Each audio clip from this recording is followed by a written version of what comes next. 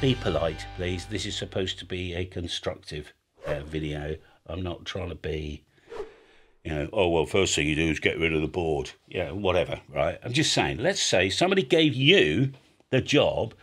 You've got 3 months assignment. You're working alongside the RSGB, and your job is to market ham radio. Where do you start?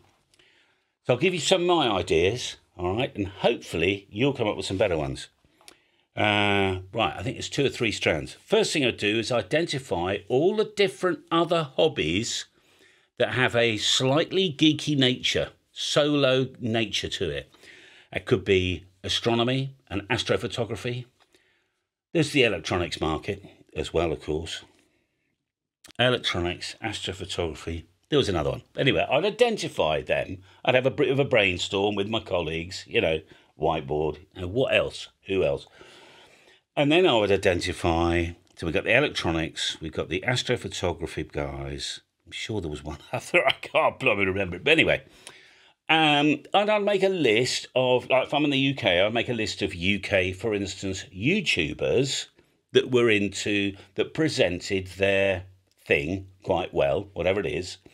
And I would work up a collaboration with them. So they got something out of it, okay? It could be a Zoom call, it could be a little practical demonstration, you come onto their channel, if that was, my 3-month assignment. The other thing I'd do is find all the technical magazines, all right?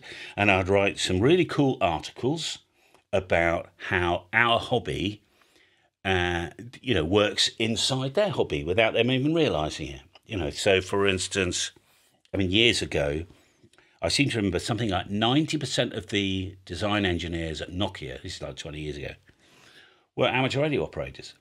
So, and a lot of people say, oh, well, what's the point in ham radio? But what people don't realise is that inside here there is an antenna, right? Now, you can do physics degrees and understand how microwave antennas work and that sort of thing. But I bet you somewhere in the company that did this, there's going to be an amateur radio who just, it just takes an interest in how the phone antenna works, that sort of thing. Anyway, I'd find the magazines, I'd write them some cool articles, and I'd get some collaborations going there. What I wouldn't do is put all my eggs into trying to teach kids, right? I've done that. I was this group scout leader for years. We must have had 1,000 kids through really cool jamboree on the air, field days, all sorts of things.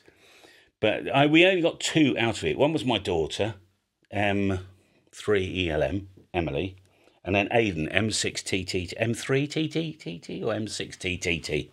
I think he's M6. I think Emily's M6ELM as well. Aidan. And he did it because, I don't know, you'd have to ask him. He soon gave it up when he discovered, well, I'll make this bit up, right? When he discovered wine, women and song and driving around and whatever. We can show it to young people, and then what happens is 25 years later they go, what was that thing that Callum used to do? That was really cool, actually. I want to get into that because the average age of people getting into ham radio these days is about 40, 45 years old. So we need to find hobbies that slightly older people do that find interesting and key into that. It could be articles, could be collaborations and that sort of thing. If you've got any other ideas, let me know in the comments, because if we just stay insular, if we just stay in our bubble, no one will ever find out about it. It's pointless just staying in your bubble. It's like, I know for a fact that Carl, when he goes out and about on his field days and stuff, and doing his things, he's quite open if somebody comes up and asks him, oh, what are you doing? Oh, this is ham radio, I'm mucking around with RF and I'm talking to people around the world and whatever, all right? I know what there was, yeah, there's the computer lot, the robotics guys as well. What you can do with RF, controlling machines, machine to machine via an RF interface, there's all that lot as well. So while the next video is showing here, I'm passionate about my hobby and I want you to be as well.